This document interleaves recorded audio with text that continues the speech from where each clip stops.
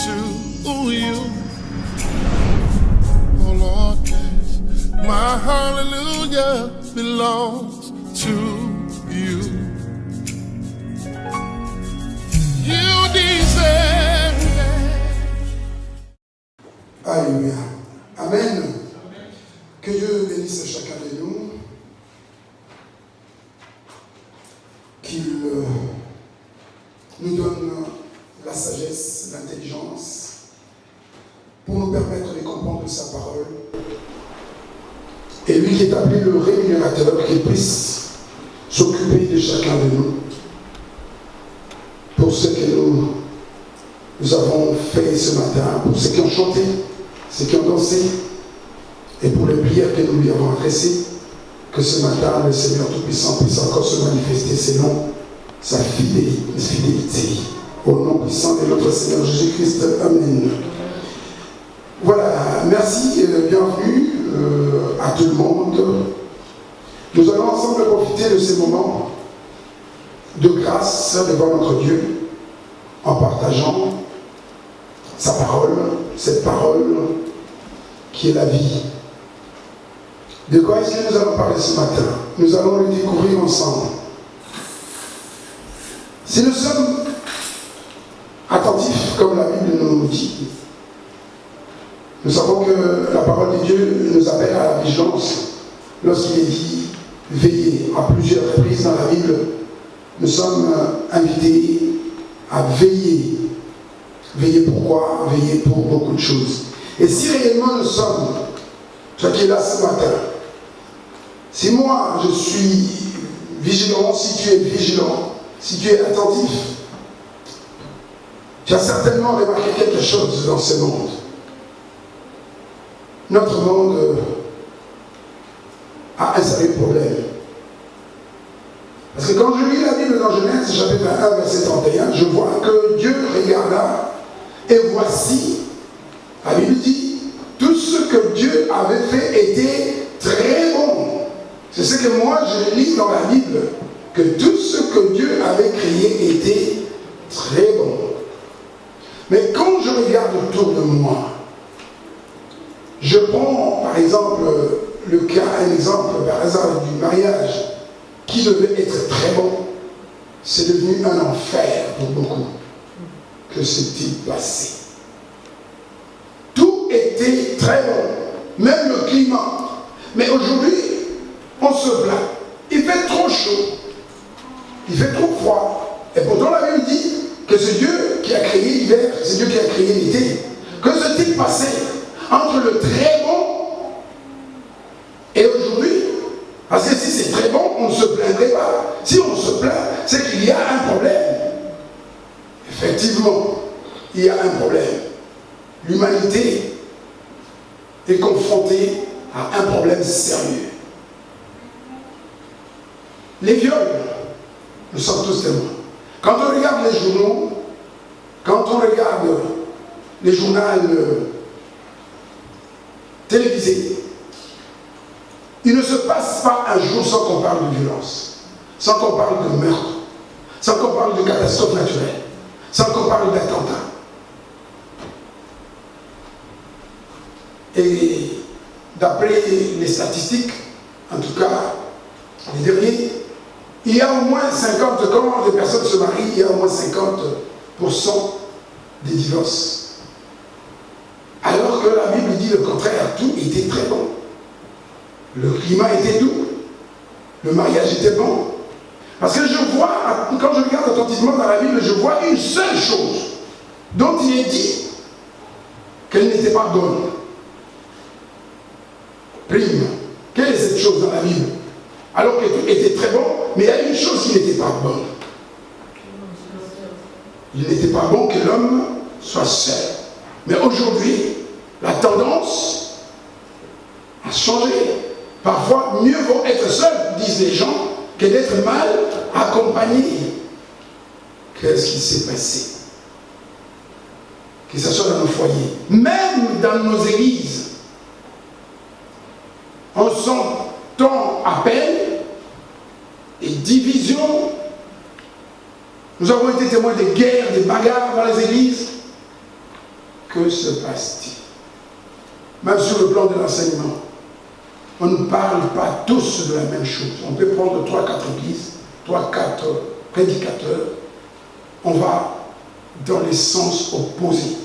Que s'est-il passé réellement? Le monde est malade. Mais de quelle maladie s'agit-il? Et d'où vient cette maladie? C'est de cela que nous allons parler aujourd'hui. D'une maladie qui frappe l'humanité et qui frappe tous les habitants de l'humanité. Une seule personne est qualifiée pour pouvoir diagnostiquer cette maladie. Le Créateur, celui qui a créé le monde, qui a déclaré que tout ce qu'il avait créé était bon, qui connaît le monde et qui a vu comment le monde a basculé, comment le monde a changé, comment le monde est en train de périr. Il a posé ses diagnostics. Nous trouvons ça dans la parole de Dieu, dans Romains chapitre 3, verset 23, où il est dit que tous ont péché et sont privés de la gloire de Dieu. Voilà le problème auquel nous sommes confrontés, collectivement et individuellement. Le problème dans le monde, ce n'est pas la maladie. Le problème dans le monde, ce n'est pas cette violence, ce n'est pas la famine, ce ne sont pas les catastrophes naturelles. Ça, ce ne sont que des conséquences, des symptômes de cette maladie que parfois les gens refusent de reconnaître. Il n'y a rien de pire que d'être maladie et de vouloir s'en cacher, de vouloir faire semblant comme si on n'est pas malade. Quand on est malade, on est malade. Et aujourd'hui, effectivement, beaucoup ne le reconnaissent pas. La Bible dit tous ont péché et sont privés de la gloire de Dieu. Il n'y a pas grand monde pour accepter que nous sommes des pécheurs. Voilà des personnes malades, mais qui refusent de reconnaître qu'ils sont malades. Mais allez voir de près comment ils se comportent dans leur foyer. Allez voir de près comment ils se comportent dans les églises. Allez voir, soi-disant, nous-mêmes, serviteurs de Dieu, comment nous nous comportons. Nous sommes malades, mais nous refusons de reconnaître que nous le sommes. Nous sommes tous atteints par le péché. Parce que la parole de Dieu, c'est la vérité. Tous, et quand nous allons plus loin dans Ecclésiaste, chapitre 7, verset 20, il dit la même chose. Il n'y a pas un seul juste qui fasse le bien et qui ne fait jamais le mal. Et la Bible définit cette maladie. La cause, c'est quoi? La transgression de la loi des dieux.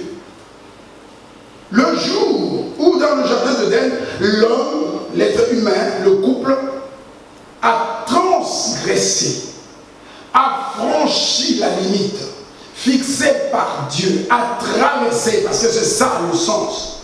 Dieu avait fixé il avait fixé des limites que l'homme ne devait pas franchir, mais l'homme a pris la liberté de franchir ces limites.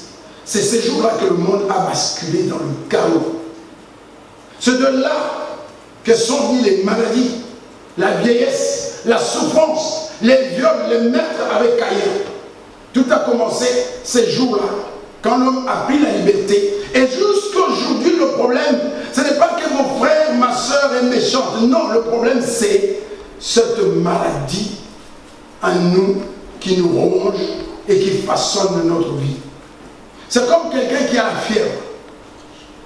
Quelqu'un qui a la diarrhée, qui ne peut pas aller au travail tout simplement parce qu'il se sent mal, mais qui ne peut pas l'avouer. Tu as la fièvre, tu ne peux pas aller travailler. Mais tu as envie d'aller travailler, mais tu ne peux pas aller travailler parce que la fièvre est tellement forte qu'elle t'empêche d'aller travailler. C'est ce que nous vivons aujourd'hui. Et nous allons voir ça toujours dans Romains. Nous allons prendre au chapitre 7. Mais nous allons commencer par le verset 14. On pouvait commencer plus haut. Et nous lisons la parole de Dieu. Nous savons en effet que la loi est spirituelle, mais moi je suis marqué par ma nature, vendu au péché. Je ne comprends pas ce que je fais. Je ne fais pas ce que je veux et je fais ce que je déteste. Voilà la situation dans laquelle se trouve le monde, se trouve l'humanité, se trouve l'Église de Christ et se trouve l'être humain. L'incompréhension. beaucoup parmi nous se disent chrétiens. Un chrétien, c'est quelqu'un qui observe la parole de Dieu selon Matthieu 28, verset 20.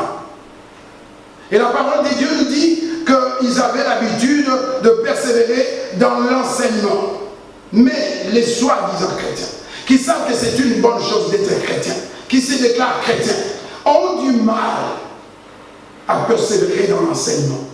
Ils préfèrent en rester à la maison. Ils peuvent dire ce matin, je ne comprends pas ce que je fais, parce que je suis chrétien. Et il y a un jour, il y a un moment où je dois me trouver à un endroit précis, ensemble avec mes frères, conformément à la parole de Dieu. Il est doux et agréable pour les frères de demeurer ensemble. Psaume 133. Mais comme je ne comprends pas ce que je fais, comme je ne peux pas faire ce que je veux, voilà, je me retrouve là, à rester à la maison, à ne pas vouloir me retrouver fréquemment, le plus souvent possible, avec des frères, avec des sœurs, comme la Bible le recommande. Je suis dans cette situation de contradiction où je ne comprends rien.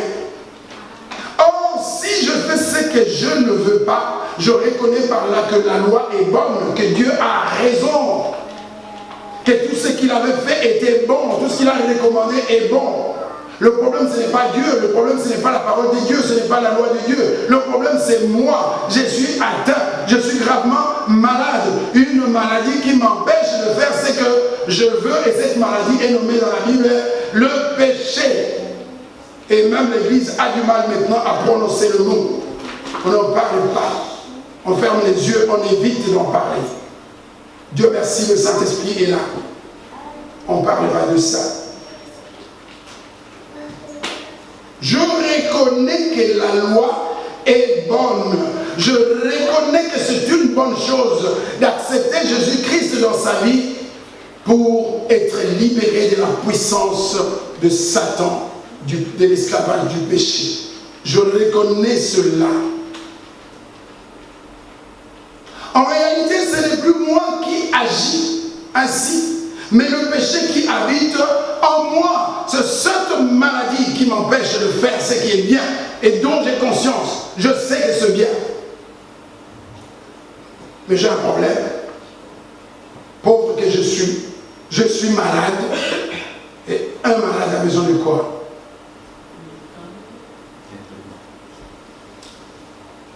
Allez dire à quelqu'un ce matin que toi qui n'es pas souvent à l'église, toi qui trouves des excuses, tu es malade. Essaye un peu. Le résultat, tu seras détesté.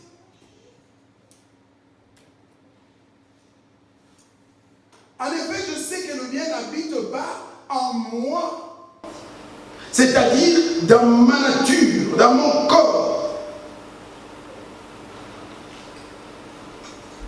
J'ai la volonté de faire le bien. Oui, beaucoup de gens veulent faire le bien, mais malheureusement, ils ne peuvent pas. Quand on ne peut pas faire ce qu'on veut, qui sommes-nous vraiment? Quand on ne peut pas faire sa volonté, qui sommes-nous? Esclaves. Il y a quelqu'un qui commande. Il y a une maladie, il y a une puissance qui habite en nous, dans l'homme, et qui commande. Posez un peu la question aux fumeurs. Il y en a qui auraient voulu depuis des années arrêter, mais qui n'arrivent jamais. Il faut leur chercher des solutions, des cigarettes électroniques pour qu'ils arrêtent. Mais ça ne change rien, pauvres que nous sommes.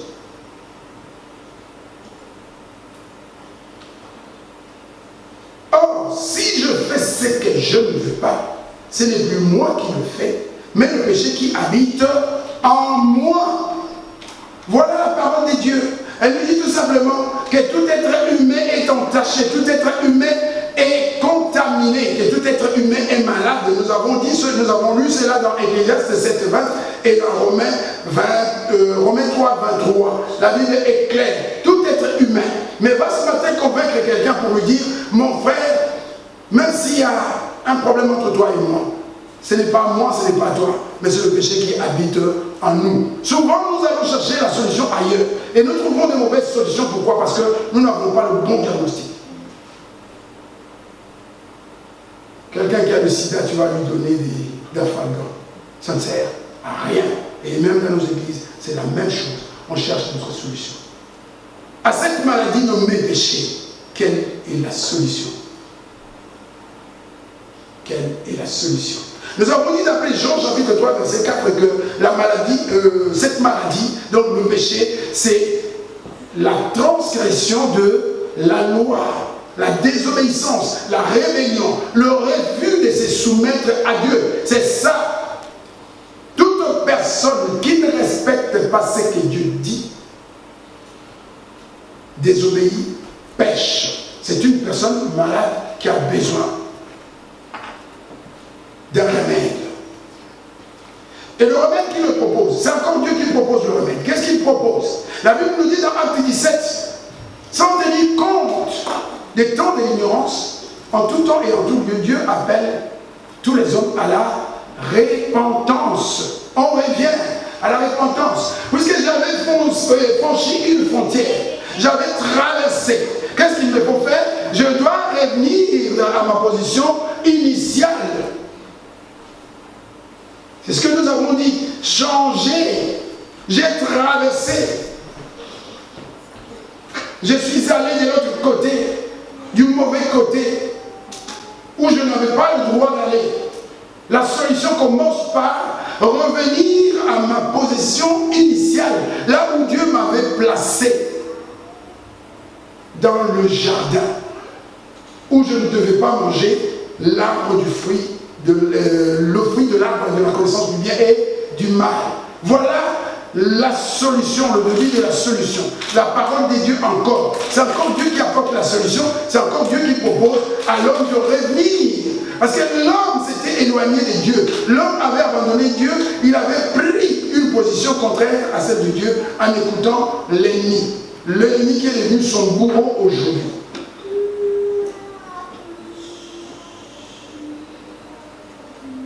La solution, c'est revenir vers Dieu, se repentir, reconnaître que je me suis trompé, que je me suis éloigné de Dieu et que je ne serai jamais en paix, je ne serai jamais guéri, à moins que je revienne à Dieu, que je reconnais et je me convertis, je me tourne vers Jésus-Christ. Ça nous rappelle le verset qui devait être le plus connu dans la Bible. Dieu a tant aimé le monde et il a donné son Fils unique afin que quiconque, c'est ça, la solution c'est quoi? C'est la bonne nouvelle et c'est ça la mission. C'est pourquoi Jésus a dit allez faire des disciples, donc allez annoncer la bonne nouvelle, allez annoncer aux gens malades qu'il y a une solution et que la solution c'est quoi? Qu'ils se tournent vers Jésus-Christ. Parce que quand on se tourne vers Jésus-Christ, qu'est-ce qui arrive? On obtient le pardon de nos péchés et nous trouvons cela dans Actes chapitre 3 versets 19 et 20 où il est dit répentez-vous, convertissez-vous et pour que vos péchés soient pardonnés. Amen. Il n'y a pas d'autre solution. Mon frère, si tu es là ce matin, est-ce que tu as déjà accompli cette démarche? Est-ce que tu as au moins l'humilité de reconnaître ce matin que tu es un pécheur? Parce que le problème c'est ça. Ce n'est pas parce que tu es dans l'église que tu dois te considérer comme chrétien. Non, un chrétien, ce n'est pas le fait de se retrouver dans une église. Ça doit être clair dans la tête de chacun de nous. Tu es là peut-être depuis 2, 3, 4, 5 ans, mais tu n'es pas encore un chrétien, tu n'es pas encore guéri, tu es encore malade, et cela se voit par les symptômes. Quand tu marches, quand tu parles, quand tu vis, les symptômes sont là, avant que les conséquences n'arrivent. Dieu t'appelle ce matin à prendre la bonne décision. Parce que chaque maladie, quand elle n'est pas soignée, les conséquences finissent par arriver. Et le péché conduit a toujours des conséquences. Dieu, dans son amour ce matin, il veut que tu réfléchisses. Il n'est pas là pour te condamner, mais il te rappelle. Un médecin qui t'apprend que tu as le sida, ce n'est pas lui le coupable. Il a fait un examen, il a posé son diagnostic, tu y es, tu as le sida. Ce n'est pas au médecin qu'il faut s'en prendre. C'est à toi. Comment tu as marché? Quelle vie tu as menée? Si tu es malade, ce n'est pas par la faute du médecin. Le médecin constate. Et aujourd'hui, avec les traitements, quand il te dit tu es atteint du sida, c'est pour te dire qu'il y a une possibilité de t'en sortir. Et si tu refuses, tu dis, écoutez, tu es un faux médecin, je ne veux plus rien avoir avec toi, et je ne suis pas malade. Quelle sera la suite? La mort. Voilà la situation dans laquelle nous nous trouvons. Ce matin, essaye pas de te voiler la face. La Bible nous dit que la parole de Dieu c'est comme un miroir. Et quand ce miroir se trouve devant nous, c'est pour nous montrer comment nous sommes. Et nous devons réagir par rapport à ce que le miroir nous renvoie. La Bible dit ici, tout le monde. C'est pourquoi lorsque nous avons parlé de la repentance, nous avons dit ce n'est pas seulement quelques-uns. Moi, je dois me repentir. Parce que je ne suis pas encore parfait. Tu dois te repentir. Mon frère, ma soeur, tu es là ce matin. Tu as besoin de la repentance, comme chacun de nous, partout. Mais à des degrés différents, évidemment. Parce qu'il y en a qui sont tombés, ou qui peuvent tomber. Mais il y en a qui ne sont même pas tombés, parce qu'ils ne se sont jamais mis debout. Depuis que le monde existe, ils sont là, ils sont nés dans le péché. Le mal, c'est de ne pas reconnaître. Lorsque nous regardons toujours dans la Bible, nous voyons que dans le psaume, il y a un monsieur qui, lui, avait cette humilité-là pour dire « Je suis né dans le péché. Et donc, je suis un pécheur. J'ai besoin de quelqu'un pour m'aider. » En continuant la lecture, qu'est-ce que nous remarquons? Je découvre au verset 21, donc que cette loi, alors que je veux faire le bien, c'est le mal qui est à ma portée. En effet, je prends plaisir à la loi de Dieu. Oui, dans l'église, lorsqu'on parle de Dieu, lorsqu'on annonce la parole de Dieu, nous disons Amen, nous prenons plaisir, nous sommes d'accord. Le problème n'est pas là. Jacques nous conseille, il dit, ne vous contentez pas d'écouter la parole de Dieu, ne vous contentez pas de dire Amen, mais c'est ce que nous faisons. Je prends plaisir à la loi de Dieu dans mon être intérieur, mais je constate qu'il y a dans mes membres une autre loi. Et cette loi lutte contre la loi de mon intelligence et me rend prisonnier de la loi du péché qui est dans mes membres. Je suis atteint, j'ai un virus en moi qui fait la loi. Et nous savons combien il est difficile de se débarrasser des virus. Le péché est un virus. Ne le laisse pas te détruire la vie. Il faut réagir, et pas demain, pas après-demain, aujourd'hui. Parce que plus tu lui laisses le temps, plus il devient résistant. Maintenant, il y a une théorie qui se développe de plus en plus. On change petit à petit. Non, on se repent une fois. Ou je me suis repenti, ou je ne me suis jamais repenti. Et nous avons dit que quand une personne ne s'est jamais repentie, tout le reste est foutu. Le baptême, c'est zéro. Le service qu'elle peut rendre à l'église est zéro. Et il ne faut pas être dans cette situation jusqu'à la fin. Il n'est pas trop tard. La repentance est toujours possible. Dieu est toujours disponible. Il est toujours disposé. Ses mains sont tendues. Le Fils de l'homme est vivant. Tu peux l'accepter aujourd'hui. Mais il faut que tu te décides. Le problème, ce n'est pas que tu as le pouvoir d'accomplir cela, mais tu as le pouvoir, comme Adam et Ève avaient le pouvoir de dire non au serpent. Tu as le pouvoir de dire non aujourd'hui, ce matin, à la vie que tu mènes. Le reste, si tu es sincère, c'est Dieu qui accomplit le reste. Mais tu dois te décider. Tout homme a la capacité de dire non ou de dire oui.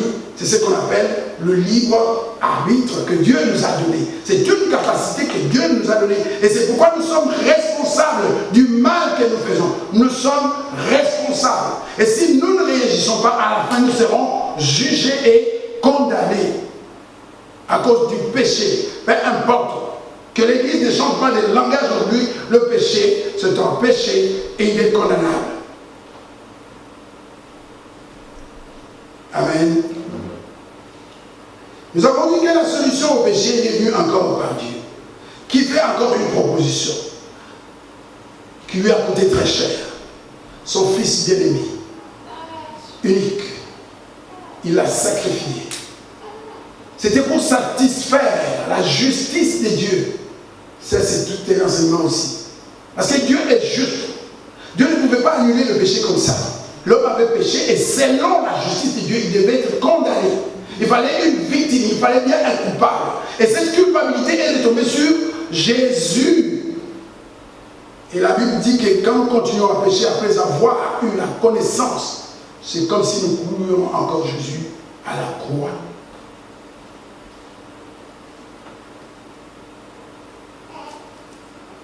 Donc la perche est tendue ce matin à tout le monde. C'est ça le travail de l'Église. Pour que celui qui entend la voix et qui n'endurcit pas son cœur, il puisse réagir de la bonne manière, s'approcher et être sauvé.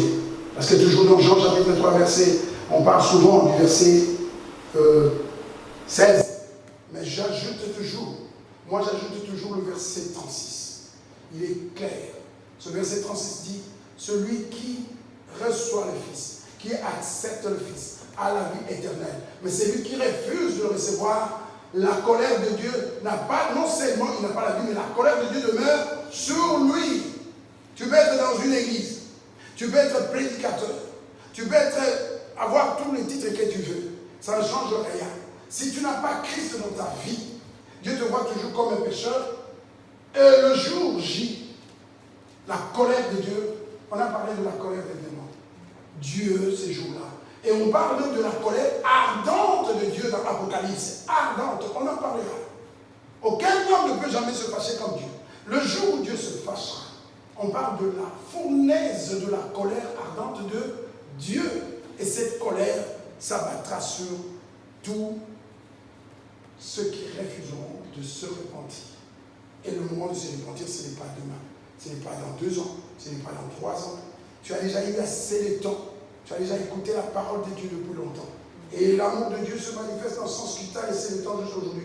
Parce que si tu étais mort hier, et que ici tu es là ce matin, tu es un non repenti, eh bien, le coupable sera seulement toi. J'ai fait allusion à un psaume, c'est psaume 51 au verset 5 où David reconnaît. Je suis né dans le péché. Nous devons reconnaître que nous sommes nés dans le péché. Que le péché habite en nous. Que c'est une maladie et que cette maladie doit être soignée. Et le remède ne peut venir que de Dieu seul. Le remède, c'est Dieu qui le propose, son Fils. Reconnaître, s'être trompé et revenir vers son Fils. On est automatiquement guéri.